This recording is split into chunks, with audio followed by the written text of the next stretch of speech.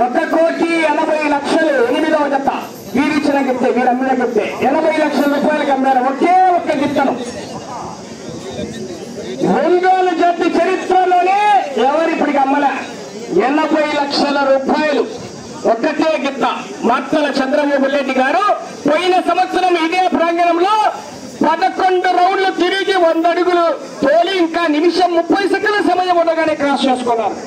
First second బహుమతి కూడా వీళ్ళకే. నిమిషం 40 సెకండ్లు అండి సమయం ఉండగానే పోయిన సంవత్సరం మొదటి బహుమతులు సాధించి నిమిషం